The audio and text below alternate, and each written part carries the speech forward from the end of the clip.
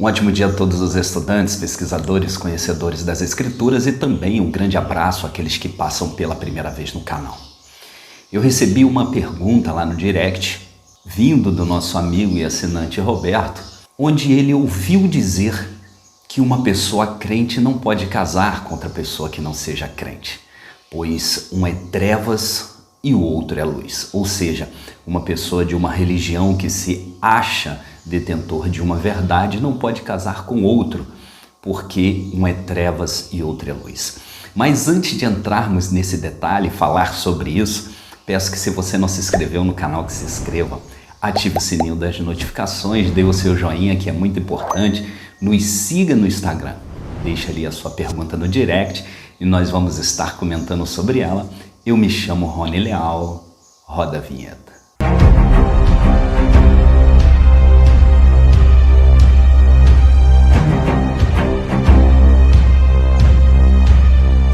Cada vez que passa, ouvimos certos tipos de absurdo. Pessoas que se enfiam em determinadas filosofias religiosas e ali já se acham a cereja do bolo, falando com que todas as outras estão erradas, que somente elas estão certas, que somente elas detêm o verdadeiro conhecimento.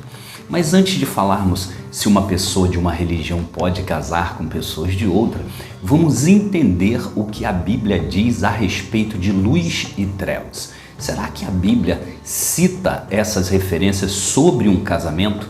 Para isso, vamos lá para a carta de 2 Coríntios, no capítulo 6, versículo 14, que diz assim: Não vos ponhais em jugo desigual com os incrédulos. Portanto, que sociedade pode haver entre a justiça e a iniquidade? Ou que comunhão da luz com as trevas? Quando Paulo escreveu sobre isso, se nós analisarmos o capítulo 6 desta carta, nós vamos ver que ele está tratando a respeito de conhecimentos, a respeito daquilo que ele acha ser a verdade e daquilo que ele acha ser a justiça.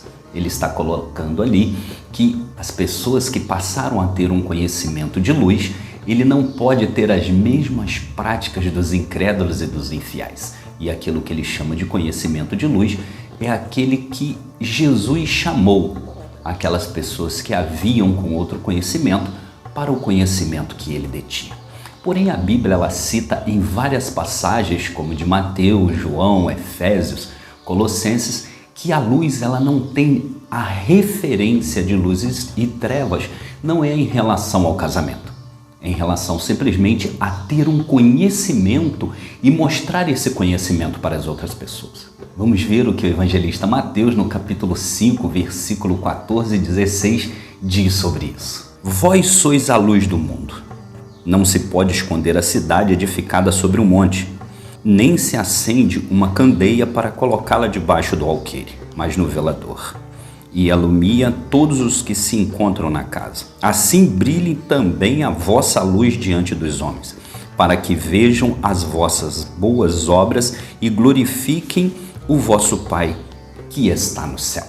Então Mateus está falando que para resplandecer a luz tem que ter boas obras, tem que ter aquele conhecimento do que são as boas obras. Não pode ter aquelas obras voltadas como os infiéis fazem. Mas aí vem a pergunta: será que uma pessoa de uma religião não pode casar com uma pessoa de outra religião? Os fanáticos religiosos, principalmente aqueles que tentam criar as suas próprias doutrinas, os seus próprios pensamentos, aqueles que saem de uma determinada organização e diz assim: eu recebi uma luz de Deus, eu recebi uma revelação, Deus falou comigo e eu tenho que criar uma nova filosofia religiosa para os fiéis. Geralmente são pessoas que querem deter o seu bem através dos dízimos, querem deter ali, viver da ociosidade em cima daqueles que são chamados de ovelhas e seus seguidores. Mas será que realmente as filosofias das religiões, elas não têm apoio bíblico, ela não tem base bíblica para isso? Geralmente essas pessoas falam: eu não posso me associar com aquela pessoa porque aquela pessoa é um idólatra e eu não comungo da idolatria. Vamos para o livro de Números, capítulo 21, versículo 8 e 9, para ver o que fala sobre isso? Disse o Senhor a Moisés: faze uma serpente abrasadora, põe-na sobre uma haste, e será que todo mordido que mirar viverá. Fez Moisés uma serpente de bronze e pôs sobre uma haste. Sendo alguém mordido por alguma serpente, se olhava para a de bronze, sarava. Nós vemos aqui uma passagem quando Moisés estava no deserto. E ali Deus mandou umas serpentes para morder o povo, e todo o povo que era mordido morria. O que Deus fez? Moisés clamou a Deus, e Deus disse a seguinte maneira: faz uma imagem de serpente, coloca sobre uma haste, e todo mundo que olhar para esta imagem, para esta serpente, será curado. Repare que foi o próprio Deus que mandou Moisés fazer a imagem de uma serpente, Neustan, aquela mesma imagem que hoje é usada na medicina. E todo aquele que olhasse para a imagem seria curado. Estranho é que tem pessoas de determinadas religiões que não querem namorar pessoas das religiões que adoram imagem, porque falam que eles são trevas. Mas foi Deus que mandou fazer a imagem. E esta imagem passou pelos povos, e os povos tinham, e existe até hoje, uma deusa, que é a deusa serpente, a deusa das serpentes, aquela que cura aqueles que acreditam. Aí eu te pergunto, as pessoas que têm a filosofia de adorar a imagem são trevas? Será que você que julga essas pessoas, elas não fazem aquilo que Deus determinou? Vamos reparar que Deus mandou fazer uma imagem de serpente e a imagem curava. Aí existem aquelas pessoas que dizem assim: eu não posso ter um relacionamento amoroso com uma pessoa que invoca os mortos, com uma pessoa que fala com os mortos, porque eu sou luz e aquela pessoa é trevas.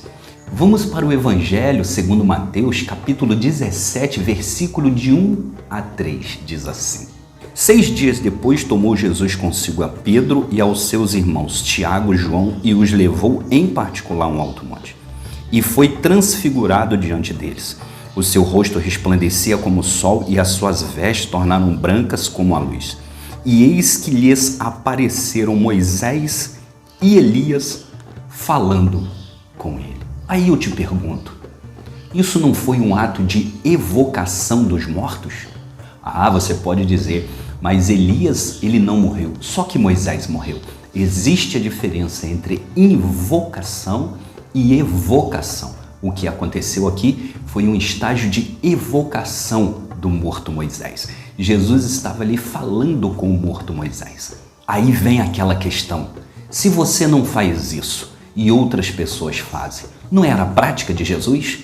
Seria essas pessoas trevas e você luz? Não estariam também tais pessoas praticando aquilo que Jesus ensinou? As pessoas às vezes pegam uma filosofia e dizem assim: a minha religião é a que está certa, o meu conhecimento é o que está certo. Será que esse ato de você separar e se subjugar não é uma prática que se encontra dentro de Mateus 7, onde você não deve julgar o seu próximo? E geralmente esses fanáticos religiosos, aqueles que se portam desta maneira, eles têm aquela consciência de que eu jejuo da forma certa, eu faço isso da forma certa ou eu faço aquilo da forma certa. Vamos ver qual é o verdadeiro jejum que Deus fala através do profeta Isaías. Porventura não é este jejum que escolhi? Que solte as ligaduras da impiedade, desfaça as ataduras da servidão, deixe livres os oprimidos e despedaces todo jugo? Porventura não é também que repartas o teu pão com o faminto e recolhas em casas os pobres, os desabrigados, e se vires o nu, cubras, não te escondas do teu semelhante? Se abrires a tua mão ao faminto e fartares a alma aflita, então a tua luz nascerá nas trevas e a tua escuridão será como o meio-dia. Várias filosofias religiosas fazem isso. Dão o sopão às sextas-feiras, vão ao pobre, vão ao nu, distribuem cesta básica, vão ao necessitado. E você? Será que você tem realmente feito aquilo que foi determinado para o seu Deus fazer? Ou você é como aqueles que falam: eu não vou tomar Coca-Cola porque eu estou de jejum de Coca-Cola. Eu não vou ver televisão porque eu estou em jejum de televisão. O jejum que está escrito na palavra, segundo o profeta Isaías, é: dê alimento ao faminto, cubra o nu.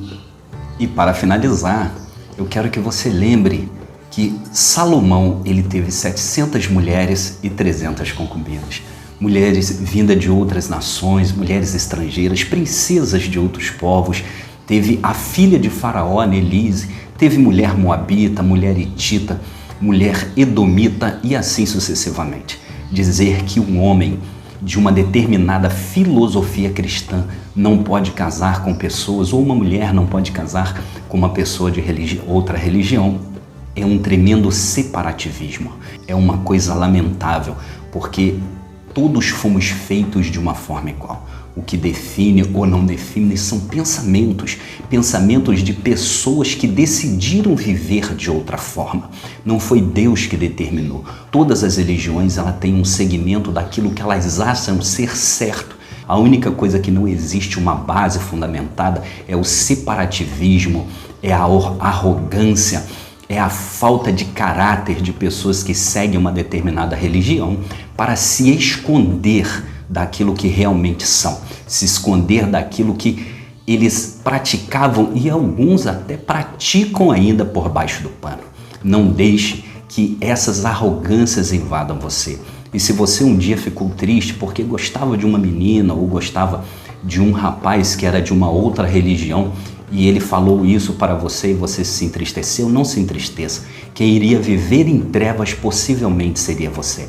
Iria viver com uma pessoa arrogante, uma pessoa que se achava ter o total conhecimento, mas que é uma pessoa vazia, uma pessoa infeliz, uma pessoa que não tem a simplicidade de ser um ser humano. Deus, ele não se importa com cor da pele, inclusive Sulamita era uma pessoa de pele negra e, por assim dizer, até a rainha de Sabá tinha sua pele também diferente. E Salomão não se importava com isso, porque as novas filosofias de vida é que colocam isso na cabeça dos seus seguidores e fazem eles seguirem como um cavalo na sua viseira, dizendo que aquilo é certo. E se você gostar de alguma pessoa de outra religião e vocês se derem bem, isso é importante. O namoro serve para saber se as diferenças e os gostos serão suportáveis para a convivência a dois. Todos nascemos seres humanos, mas o fanatismo transforma um homem num ser arrogante, soberbo e separatista. E eu te peço que, se você não se inscreveu no canal, que se inscreva. Ative o sininho das notificações, dê o seu joinha, que é muito importante, compartilhe esse vídeo, nos siga no Instagram. Deixe ali a sua pergunta no direct para que possamos fazer mais vídeos respondendo algumas perguntas. Eu me chamo Rony Leal, um grande abraço e até a próxima.